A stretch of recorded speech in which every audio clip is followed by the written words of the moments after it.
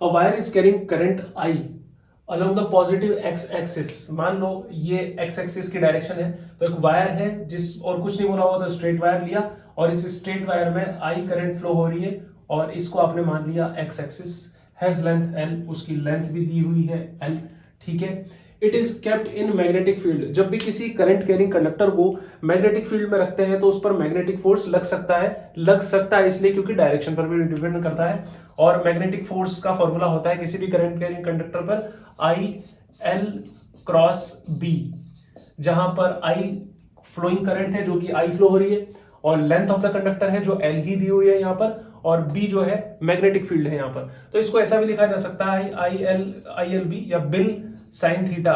लेकिन यहाँ पर ये साइन थीटा वाला फॉर्मूला लगाने की नीड नहीं है, वो तब होती जब आपको क्या दिया होता है, यूनिफॉर्म मैग्नेटिक फील्ड है कुछ ऐसा दिया होता और वो करंट कैरिंग कंडक्टर से इतने एंगल पे।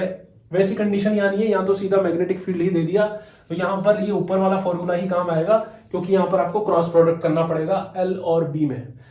तो यहां पर हमें वैल्यूज रखनी पड़ेगी। अब L जो है आपको लेंथ दी है x एक्सिस में, तो अगर L वेक्टर की बात करूं, क्योंकि उस फॉर्मूले के लिए मुझे L वेक्टर चाहिए, तो L वेक्टर आएगा L I कैप। कैसे आया L I कैप? क्योंकि जो लेंथ है x एक्सिस के अलोंग है और करंट तो करंट है, कुछ भी फर्क नहीं पड़ता, वो तो बाहर मल्टीप्लीकेशन है। मेन जो रिजल्ट देता है ये क्रॉस वाला देता है। ध्यान रखना L क्रॉस B ही याद रखना, B क्रॉस L मत याद रख लेना, अपोजिट आंसर आएंगे सारे के सारे। तो चलो क्रॉस प्रोडक्ट करना चालू करते हैं। अब थोड़ा बहुत आपको आइडिया तो होगा क्रॉस प्रोडक्ट का। अगर मैं करता हूं A vector cross B vector, तो ये होता है mod of A mod of B sine theta N cap, ऐसा होता है। थीटा इन दोनों के बीच का एंगल है। अगर ये दोनों पैरेलल हुए, ए और बी पैरेलल हुए, एक ही डायरेक्शन में हुए, तो साइन जीरो मतलब जीरो ही आ जाएगा। तो मतलब अगर इस क्रॉस प्रोडक्ट को जीरो आने से बचाना है तो थीटा 0 डिग्री नहीं होना चाहिए, पैरेलल नहीं होना चाहिए और 180 डिग्री नहीं होना चाहिए, मैक्सिमम आता है 90 डिग्री पे। ये सब चीजें, तो मतलब एक करंट कैरिंग कंडक्टर को जब आप मैग्नेटिक फील्ड में रखते हो और अगर वो मैग्नेटिक फील्ड या तो पैरेलल है, मतलब जैसे एक्स एक्सिस में ये रखा हुआ है करंट कैरिंग कंडक्टर और मैग्नेटिक फील्ड भी एक्स एक्सिस की तरफ हो, 2i कैप, इसका कोई असर नहीं पड़ेगा क्योंकि आप यहां पर मल्टीप्लीकेशन करोगे लेकिन यहाँ साइन जीरो आ जाएगा। ऐसे ही कुछ -2i कैप दे रखा होता तो भी कोई असर नहीं पड़ेगा। हाँ, जे कैप मतलब y एक्सिस इसके परपेंडिकुलर है और k कैप यानी कि z एक्सिस भी x के परपेंडिकुलर है, 90 डिग्री एंगल इन दोनों में इनका असर पड़ेगा। तो हम यहाँ पे लिखना चालू करते हैं मल्टीप्लीकेशन। इसको मिटा देता हूं थोड़ा यहां से, इजी होगा मेरे लिए। F इक्वल्स टू आई, तो I है, L लिया L I कैप क्रॉस, यहां लिया 2। अब मेरे को 2i कैप लिखने की नीड क्या नहीं है क्योंकि वो तो i और i तो क्या होने वाला है, जीरो होने वाला, मैं लिख भी नहीं रहा उसको। 3j cap minus 4k cap यही लिख रहा हूं, क्यों मल्टीप्लीकेशन बढ़ाना, ठीक है।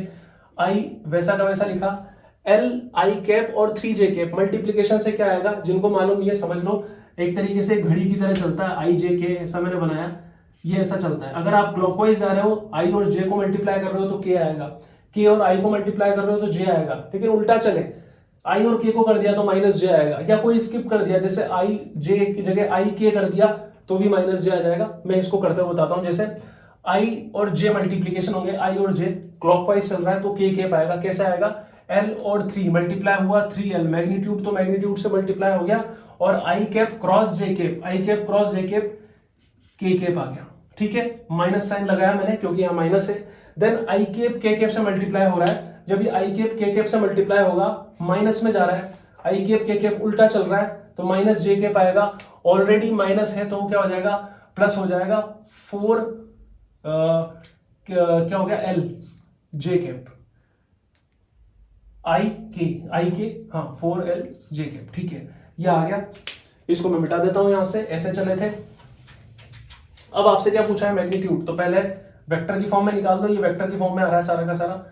ये आ गया 3li के कैप प्लस 4li जे कैप, ये आया है। या फिर इसको ऐसा भी लिखा मिल सकता था, f vector is equal to i, और ये जैसा लिखा हुआ है वैसा का वैसा भी मिल सकता था, कोई इसमें दो राय नहीं है, दोनों ही तरीके से लिखा हुआ मिल सकता है। ये मैंने इसलिए लिख के बताया क्योंकि अब आपको निकालना है मैग्नीट्यूड। मैग्नीट्यूड कैसे निकाला जाता है किसी भी वेक्टर का, क्या मिटाऊं, बोर्ड छोटा पड़ गया, इसको मैं हटा रहा हूं यहां से। जैसे अगर कोई वेक्टर है ए वेक्टर, इसको लिख सकता हूं ए एक्स आई कैप प्लस ए वाई जे कैप प्लस ए जेड के कैप, और अगर इसका मैग्नीट्यूड मुझे निकालना है तो मुझे क्या करना पड़ेगा, रूट में जो भी कोफिशिएंट है आई जे के उनका स्क्वायर करके लिखना पड़ेगा, ए एक्स स्क्वायर प्लस ए वाई स्क्वायर प्लस ए जेड स्क्वायर। सेम यही करने वाला हूं। यहाँ पर के कैप का मैग्नीट्यूड कोफिशिएंट मतलब 3li है और यहाँ पर जे कैप का 4li है। जे और के है, आई तो है नहीं, कोई इशू नहीं है। मैग्नीट्यूड आपको निकालना है फोर्स का, तो आप क्या लिखोगे अंदर, रूट में 3 मतलब 9l स्क्वायर आई स्क्वायर प्लस 16l स्क्वायर आई स्क्वायर। एल स्क्वायर आई स्क्वायर कॉमन आएगा, फिर वो बाहर भी आएगा, नॉर्मल एल आई हो जाएगा। 9 प्लस 16 25 अंदर बनेगा, 25 का क्या हो जाएगा 5li आंसर।